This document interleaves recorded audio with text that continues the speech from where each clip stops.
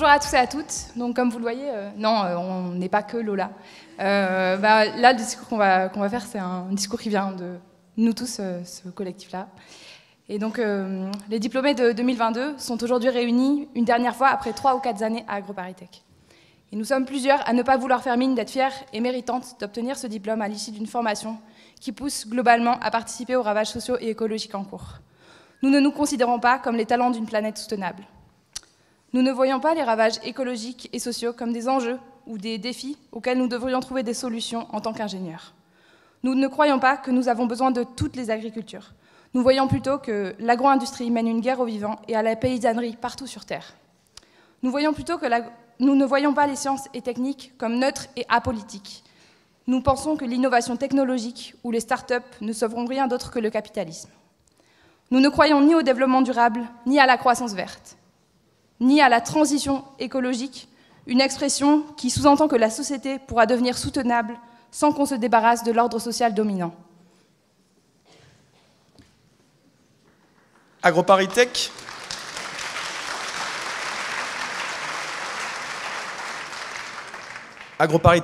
forme chaque année des centaines d'élèves à travailler pour l'industrie de diverses manières. Trafiquer en labo des plantes pour des multinationales qui renforcent l'asservissement des agricultrices et des agriculteurs. Concevoir des plats préparés et ensuite des chimiothérapies pour soigner les maladies causées. Inventer des labels bonne conscience pour permettre aux cadres de se croire héroïques en mangeant mieux que les autres. Développer des énergies dites vertes qui permettent d'accélérer la numérisation de la société tout en polluant et en exploitant à l'autre bout du monde. Pondre des rapports RSE d'autant plus longs et délirants que les crimes qu'ils masquent sont scandaleux. Ou encore compter des grenouilles et des papillons pour que les bétonneurs puissent les faire disparaître légalement. Ces jobs sont destructeurs et les choisir, c'est nuire en servant les intérêts de quelques-uns. C'est pourtant ces débouchés qui nous ont été présentés tout au long de notre cursus à AgroParisTech. En revanche, on ne nous a jamais parlé des diplômés qui considèrent que ces métiers font davantage partie des problèmes que des solutions et qui ont choisi de déserter.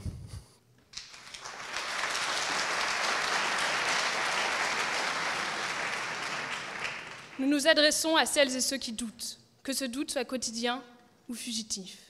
À vous, qui avez accepté un boulot parce qu'il faut bien une première expérience. À vous, dont les proches travaillent à perpétuer le système et qui sentez le poids de leur regard sur vos choix professionnels. À vous qui, assises derrière un bureau, regardez par la fenêtre en rêvant d'espace et de liberté. Vous qui prenez le TGV tous les week-ends en quête d'un bien-être jamais trouvé. À vous qui sentez un malaise monter sans pouvoir le nommer, qui trouvez souvent que ce monde est fou, qui avez envie de faire quelque chose mais ne savez pas trop quoi, ou qui espériez changer les choses de l'intérieur et n'y croyez déjà plus.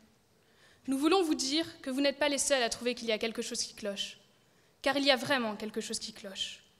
Nous aussi, nous avons douté et nous doutons parfois encore. Mais nous refusons de servir ce système et nous avons décidé de chercher d'autres voies, de construire nos propres chemins.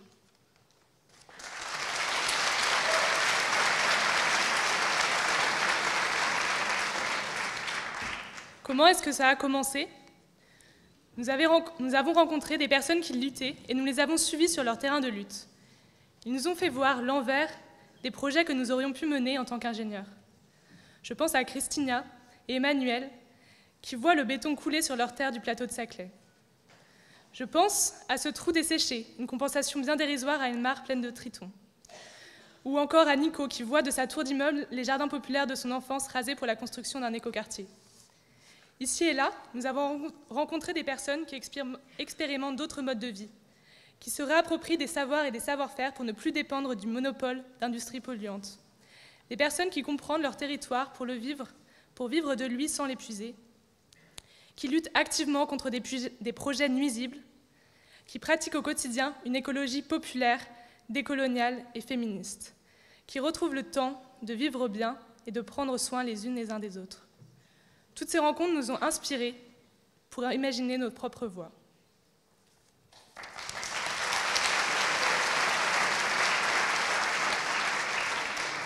J'habite depuis 2 ans à la ZAD de Notre-Dame-des-Landes où je fais de l'agriculture collective et vivrière, entre autres choses.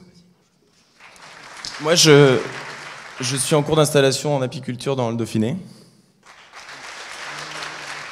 Je rejoint le mouvement Les Soulèvements de la Terre pour lutter contre l'accaparement des terres agricoles et leur bétonisation partout en France. Je vis à la montagne, j'ai fait un boulot saisonnier et je me lance dans le dessin. On s'installe en collectif dans le Tarn sur une ferme tardelien avec un paysan boulanger, des brasseurs et des arboriculteurs. Je m'engage contre le nucléaire près de Bure. Je me forme aujourd'hui pour m'installer demain et travailler de mes mains. Nous considérons que ces façons de vivre sont plus que nécessaires et nous savons qu'elles nous rendront plus fortes et plus heureuses. Vous craignez de faire un pas de côté parce qu'il ne ferait pas bien sur votre CV, de vous éloigner de votre famille et de votre réseau, de vous priver de la reconnaissance que vous vaudrez une carrière d'ingé agro. Mais quelle vie voulons-nous? Un patron cynique? Un salaire qui permet de prendre l'avion? Un emprunt sur 30 ans pour un pavillon? Même pas 5 semaines pour souffler par an dans un gîte insolite? Un SUV électrique, un Fairphone et une carte de fidélité à la Biocop? Et puis, un burn-out à 40 ans? Ne perdons pas notre temps. Et surtout, ne laissons pas filer cette énergie qui bout quelque part en nous. Désertons avant d'être coincés par des obligations financières. N'attendons pas que nos mômes nous demandent des sous pour faire du shopping dans le métavers, parce que nous aurons manqué de temps pour les faire rêver à autre chose. N'attendons pas d'être incapables d'autre chose qu'une pseudo-reconversion dans le même taf, mais repeint en vert. N'attendons pas le 12e rapport du GIEC, qui démontrera que les États et les multinationales n'ont jamais rien fait d'autre qu'aggraver les problèmes, et qui placera ses derniers espoirs dans les soulèvements et les révoltes populaires. Vous pouvez bifurquer maintenant. Commencer une formation de paysan boulanger, partir pour quelques mois de woofing, participer à un chantier sur une ZAD ou ailleurs, vous engager auprès de celles et ceux qui en ont besoin, vous investir dans un atelier vélo autogéré ou rejoindre un week-end de lutte avec les soulèvements de la Terre. Ça peut commencer comme ça. À vous de trouver vos manières de bifurquer.